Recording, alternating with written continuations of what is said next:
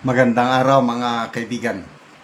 Bigyan natin ng opinion, reaction ngayon itong post ni Christian Isguera. Tungkol ito sa pahayag, patutsada, pasaring ni Senate President Soto sa members ng minority bloc. Title, They Will Die of Resentment. Mamatay sila sa sama ng loob. Grabe. Ito yung statement ni Senator Soto doon sa interview ni Christian Isguera sa kanya tungkol sa akusasyon na parang tutas yan ni Speaker Martin Romualdez. Ito, basahin ko. Gimmick yan ng minority. Hindi ba nila naisip na baka si Martin Romualdez ang tuta ko? Kasi inaakusahan siya na tuta siya ni Romualdez. Dahil isang tawag lang ni Romualdez, pinagbigyan niya yung tawag na yung na-contempt na Engineer Hernandez, hindi na binalik sa Senado, kundi doon na dinala sa PNP Custodial Center. Sabi niya, hindi ba nila naisip na baka si Martin Romualdez ang tuta ko? Makabintang sila porque pinagbigyan ko yung TRICOM, tuta na ako. May ginawa ba akong illegal? Yung request ng House of Representatives illegal? Hindi. Ang gusto nyo, awayin ko yung House of Representatives on day 1, mamatay sila sa sama ng loob. Grabe, coming from a Senate President, I don't know kung ano ang dating sa inyo. Okay, ito. Ilagay ko, sarili ko, kasama ako doon sa minority. Siya. Anong dating sa akin? Masama. Hindi maganda ang dating for a Senate President to say these words. Basta, di ba, bago lang siyang pinayuhan ni Senator Lacson. I think in an interview, sabi ni Senator Lacson, kinausap daw niyang Senate President na huwag niyang maliitin ang minority. Kasi siya, hindi lang siya Senate President ng majority, kundi Senate President siya to include the minority. Kaya, para pang pinalalahanan ni Senator Lacson, itong Senator Soto, na magdahan-dahan ka. Dahil baka bukas, ikaw naman ang ikudita. Which is correct. Napakaganda yung paliwanag ni Attorney Guanzon na very slim ang lamang ng majority at napakadaling magbago ang sitwasyon. Baka bukas makalawa, talsik na siya as Speaker, as Senate President. Bakit? 15 ang Soto Group.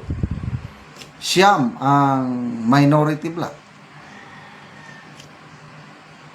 Ngayon, si Senator Alan Peter Cayetano ang minority leader.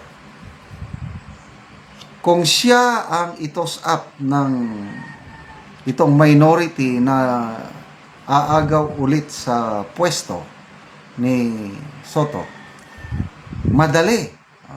Paano? Ganito ang nakikita ni Attorney Guanzon, which I totally agree. Yung kapatid ni Senator Alan Peter Cayetano na si Pia Cayetano, madaling kunin yan. Kasi nga, kapatid niya ang maging Senate President. Bakit hindi? So, pag nakuha si Pia Cayetano, 10 na sila. Next, yung magkapatid na Villar. Sabi ni Attorney Guanzon, madali lang kunin yung mga Villar kasi nga kung bakit sila sumama sa bagong majority para lang ma-maintain nila yung kanilang chairmanship. Ganyan ang labanan eh. Tignan nyo yung dalawang dilawan na Kiko Pangilinan and Bam Aquino. Oh, pag ganyan-ganyan lang. Basta importante, makuha mo pa rin ikaw pa rin ang chairman ng gusto mo. So, agree ako na madaling kunin ang mga bilyar. Kasi, mga yan sa mga Duterte. So, kung makuha nilang mga bilyar, ay di 12 na sila. O, -3 na ang majority. 12-12, parehas na. Isang boto lang ang kailangan.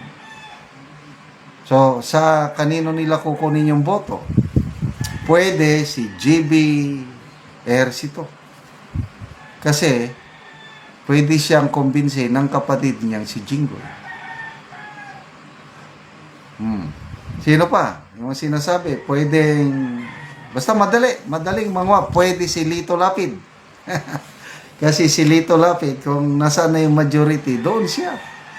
Kaya, huwag pa kumpiyansa itong si Senator Soto, baka mailagay siya history ng Senate, the shortest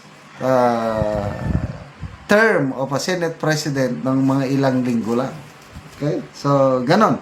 Ito pa, meron pang post ng People's Tonight Radio. Ganon din. Mamatay sila sa gimmick. Gimmick lang yun.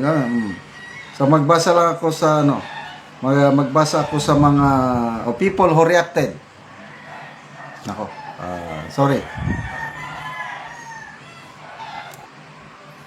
Dito. People who reacted. Dito sa pahayag ni Senator Soto na mamatay sila sa Manang Loob. 5,700 nag-react. Ang 5,000 tumatawa. 97 ang galit. 606 lang ang nag-like. So halos 90, ilang percento? 95% hindi naniniwala o pinagtatawanan lang si Tito Soto. So ano pa? So kung sa isang Senate President, dapat wag kang anong tawag doon, maging balat sibuyas. Dapat maging amahan ka ng buong Senado, majority man or minority. Okay, salamat mga kaibigan sa inyong pagsubaybay sa channel na ito. Nakakatulong kayo ng malaki sa Tribong Talandig ng Bukidnon dahil ang sweldo natin sa channel na ito, pantulong natin sa tribo. Sa ngayon, namimigay tayo ng mga libreng yero at pako para naman makapagpatayo ng mas maayos na tahanan ang Tribong Talandig. Panoorin nyo ang video na ito. Wala niya ang Tagalog yero. Atok na siya sa iyang balay. So mo na yung atupan nga iyang balay.